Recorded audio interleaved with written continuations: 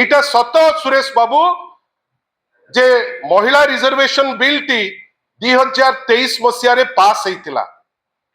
যেতবেলে 2000 সুরেশ বাবু ভলকিরি টিকে শুনিবে আমি আশা করিবু আপনাଙ୍କ ঠাରୁ টিপ্পणी মো ভাই মানকৰ ক্যামেরারে মু সেইথপেই কହୁছি ଆପଣଙ୍କର যেতবেলে ଆପଣ মহিলা রিজর্ভেশন বিল কথা কହୁଛନ୍ତି ସମସ୍ତଙ୍କର ସହଯୋଗରେ 23 ମସିହାରେ ବିଲ୍ ଟି ପାସ୍ ହେଇଥିଲା।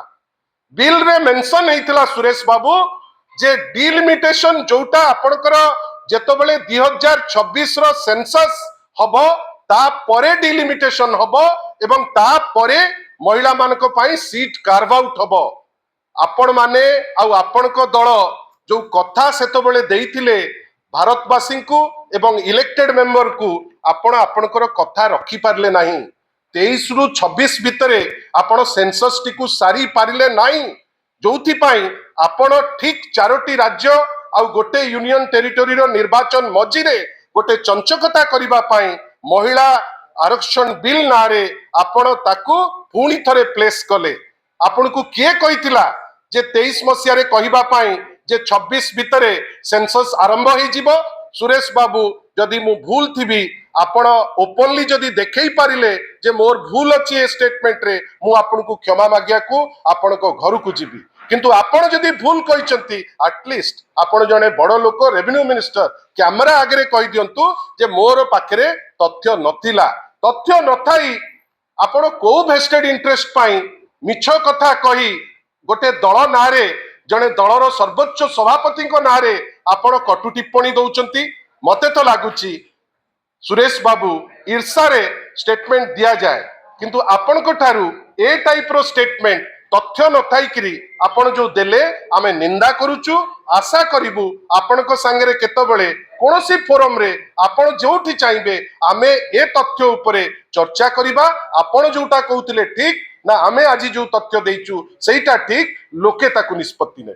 बंधुगण आज गोटे स्टेटमेंट देइचंती रेवेन्यू मिनिस्टर सुरेश पुजारी महोदय ए किछि समय आगुरु मते तो लागिला जे जो टाइप रो कटु टिप्पणी माननीय श्री नवीन पट्टनायक को प्रति देइचंती मते लागुची तांकर अज्ञता जोगु से देइचंती। जेहेतु तांको पाखरे तथ्य नाही से तांकर राग बा भड़ास काढिबा पाई केवल गोटे पॉलिटिकल जार्गन टाइप रो किछि स्टेटमेंट देइचंती जांकु मु निंदा करूची। बंधुगण माननीय रेवेन्यू मिनिस्टर आज निष्ठा और प्रतिबद्धतार पाठ पढ़ेले जड़े एमती व्यक्ति विशेष को जे पांच पांच थर लोकंकर आशीर्वाद पाई जहां को लोक आगुरु भल पाउथिले आज भी भल पाउथिले जहां को लोक स्टेट्समैन कहती आशार जदि आज ट्रांसफॉर्मेशन आसी थाए ताले तार मेजर श्रेय अनेक महामानुषी अच्छी समस्त श्रेय आमे दबु किंतु नवीन बाबू को जोगु गोटे मेजर ट्रांसफॉर्मेशन रे आज ओडिशा सर्वाग्रे अछि। ये जो चिट्ठी कथा कहिले माननीय रेवेन्यू मिनिस्टर से भूल भावुचंती जे चिट्ठी कोन तांको पाकु लिखि थांते। रेवेन्यू मिनिस्टर निजु कोन प्रधानमंत्री ना मुख्यमंत्री बेली भावुचंती जे चिट्ठी तांको पाकु लिखिबा पई से आशा करूचंती। चिट्ठी माननीय नवीन पट्टनायक सदा बेले जेतो बेले लेखा होतला स्टेट इश्यू रे सेतो बेले सेंटर रे माननीय प्रधानमंत्री को लिखुचंती।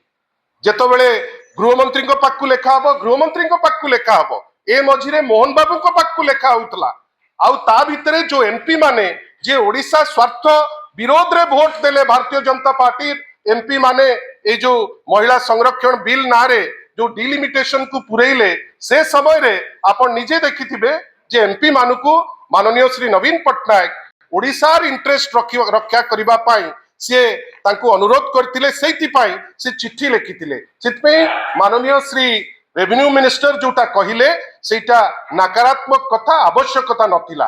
तापरे जोटा बड़ कथा कहिले जो वुमेन रिजर्वेशन बिल उपरे मु तो रिक्वेस्ट करिवि रेवेन्यू मिनिस्टर को केतबेले फ्री टाइम थिले जदि मते टिके स्पेस दियंते मु तांको ए जो कांसेप्ट को बहुत भलो भाबे बुझेई दियंते। धर्म कथा मु एतु कहिबि नाही काहे कि आमे चेष्टा करिबा राजधर्म समस्त पालन करिबा पई से निजे काली कहउथांती मुख्यमंत्री को आ गवर्नमेंट को जे राजधर्म पालन करंतु। आशा किंतु करिबा जे जो माने जे गरिमामय पोस्ट रे अछंती जेतबेले नवीन बाबू परी जड़े स्टेट्समैन को कटु टिप्पणी दौरान तथ्य धरिकी दिंतु तथ्य न थाई रागिकी मुह को छिंचाड़ी ए टाइप रो स्टेटमेंट शोभा दिए ना आपण राज्यर जड़े रेवेन्यू मिनिस्टर आमर भी आपण प्रति सम्मान अच्छी किंतु ए टाइप रो स्टेटमेंट तथ्य न थाई चिठी उपरे कहिबे कमिटमेंट उपरे कहिबे प्रतिबद्धता उपरे कहिबे किए कहबो ना सुरेश पुजारी महोदय